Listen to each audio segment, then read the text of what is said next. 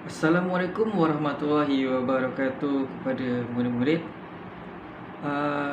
Siapa ingat lagi? Minggu lepas cikgu ada cakap cikgu nak ajar topik baru hari ni. Siapa ingat? Angkat tangan. Nampaknya semua tak ingat ni. Okey, tak apa. Minggu lepas cikgu ada cakap cikgu nak mengajar kamu semua mengenai reka bentuk sistem aquaponik. Okey, sebelum tu cikgu nak tanya dulu. Ada siapa-siapa kat sini tahu apa itu aquaponik? Tak ada siapa-siapa yang tahu? Okey, tak apa. Okey, baiklah murid-murid. Aquaponik ni bermaksud teknologi pertanian yang menggabungkan aquakultur dengan aktiviti hidroponik dalam satu pusingan. Okey, cikgu nak ringkaskan untuk kamu ingat. Aquaponik ni adalah hasil daripada pertanian dengan peternakan kita jadikan satu. Okey, seterusnya tujuan dia ada dua. Yang pertama adalah mengekalkan kualiti air dan mengurangkan kadar amonia di dalam air supaya dapat dimanfaatkan oleh organisasi lain. Yang kedua adalah dapat menjimatkan ruang dan dapat menghasilkan dua jenis makanan manusia secara serentak, iaitu tanaman dan ternakan. Okey, baiklah, seterusnya kita akan pergi tengok kepada sistem kitaran aquaponik. Okey, maksud sistem kitaran aquaponik ini adalah sistem pengaliran air dari kolam ikan ke media penanaman dan air akan dikitar semula ke dalam kolam. Air dari kolam ikan yang kaya dengan bahan organik itu akan diserap oleh tanaman, dan air yang mengalami proses kitaran aquaponik yang lengkap itu akan menjadi jernih. Okey murid-murid, kita tengok rajah yang di sebelah. Dekat situ kita dapat lihat punca elektrik. Punca elektrik tu kita kena hidupkan untuk menghasilkan pam gelombang udara di dalam kolam ikan. Daripada situ juga ikan akan menghasilkan amonia daripada makanan yang kita bagi. Kadar amonia yang tinggi akan menjadi racun kepada ikan, dan ini akan menyebabkan ikan tersebut akan mati. Oleh itu, kita perlu sediakan pam air. Pam air ini berfungsi sebagai menarik air dari tangki ikan ke bekas tanaman. Dan daripada bekas tanaman tu, kita dapat tengok bakteria akan memecahkan amonia untuk menjadi nitrit dan nitrat untuk diberikan kepada tanaman. Dan daripada air daripada tanaman tersebut akan disaring menjadi bersih dan masuk ke dalam kolam ikan kembali. Okey, baiklah murid-murid, seterusnya kita akan lihat kepada jenis aquaponik, iaitu secara takungan dan kitaran. Okey, kita pergi tengok kepada takungan dulu. Aquaponik secara takungan ini hanya menggunakan kolam, tangki atau bekas yang sama untuk ikan dan tanaman. Ikan dipelihara di dalam bekas dan tanaman berada di atas permukaan air dengan akar yang terendam.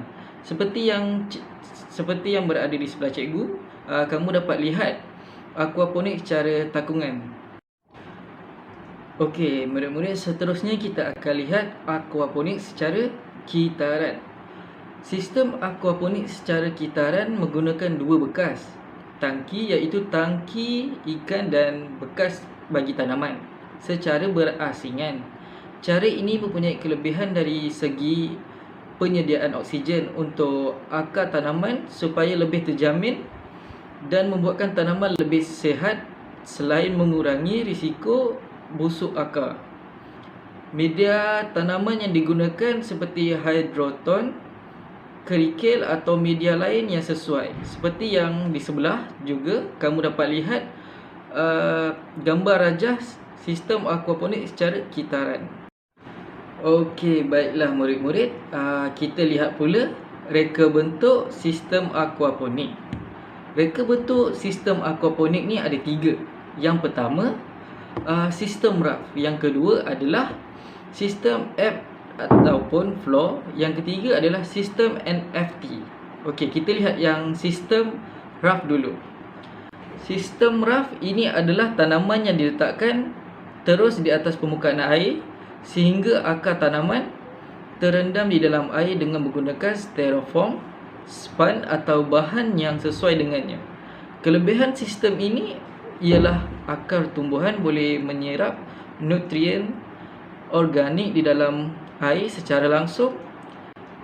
Ini menjadikan tumbuhan lebih cepat tumbuh berbanding dengan sistem yang lain. Okey, yang kedua kita akan lihat sistem ebbs atau flow. Sistem ini juga dikenali sebagai sistem pasang surut, di mana sistem ini berfungsi dengan menggunakan alat yang dipanggil loceng sifon.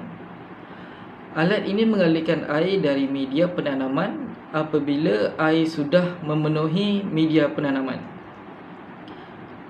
Okey, loceng sifon ini bekerja dengan prinsip yang mirip dengan pelampung pada tangki simbah. Cuma bezanya, pelampung akan menghentikan aliran air apabila sudah penuh, sedangkan loceng sifon pula akan mengeluarkan air jika sudah penuh. Sistem ebb atau flow ini adalah sistem aquaponik yang sederhana jika dibandingkan dengan sistem raft ataupun sistem NFT. Okey, baiklah, seterusnya cikgu akan menerangkan mengenai sistem yang terakhir, iaitu sistem NFT ataupun Nutrient Film Technique. Sistem ini seolah-olah seperti sistem raft. Sistem ini tidak menggunakan media penanaman dan akarnya menyentuh lapisan air yang mengalir. Air yang mengalir tidak boleh bertakung dan sentiasa mengalir dengan cepat. Kelebihan sistem ini adalah air digunakan untuk mengairi tumbuhan adalah sedikit. Okey murid-murid, kita akan masuk kita punya subtopik yang last, iaitu perbandingan antara 3 sistem aquaponik. Okey, ciri-ciri dia ada 4. Ciri yang pertama adalah penambahan jisim tumbuhan. Bagi sistem raft dia ada 2, manakala ebbs atau flow ada 3 dan NFT ada 1. Ciri yang kedua adalah pertumbuhan bebas tumbuhan. Raft dia ada 2 juga, ebbs dan flow ada 3, manakala NFT ada 2. Ciri yang ketiga adalah oksigen terlarut atau pergantian air atau kekondeksian. Raft hampir sama, ebbs, flow dan NFT juga hampir sama. Yang terakhir adalah ikan, iaitu nisbah penukaran makanan kadar pertumbuhan tertentu. Bagi raft, ebbs dan flow juga NFT adalah hampir sama.